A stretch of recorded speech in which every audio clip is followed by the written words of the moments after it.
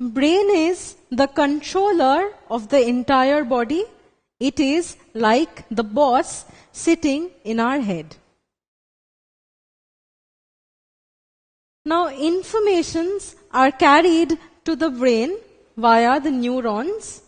Then the brain takes decision, and then this decision is carried to the different parts of the body via neurons.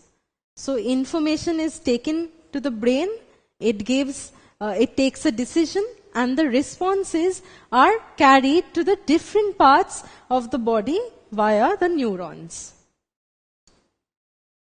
Now this is what a human brain looks like. Is it a single unit? No. If you cut a brain longitudinally, you will see it has a lot of different units. And different parts of the brain have different functions. The outermost part of the brain, where there are a lot of convolutions or foldings, is known as the cerebrum. So cerebrum forms the outermost portion of the brain. Now, when you cross a road, you hear a car's horn from behind. What will you do? You first turn around, see if the car is very close or very far. If the car is very close, you stop and you don't cross the road. But if the car is pretty far, you cross the road. So, you are moving, thinking, observing, hearing, all at the same time. So how is everything getting coordinated simultaneously? Well, movement is associated by this lobe of the cerebrum, and it is known as the parietal lobe.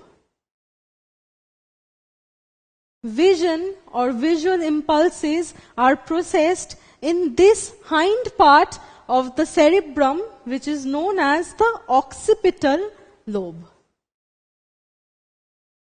Hearing impulses are processed by this lobe of the cerebrum, known as the temporal lobe. And when you reason and you plan whether to cross the road, this part of the cerebrum, the front part of the cerebrum, which is known as the frontal lobe, processes the information.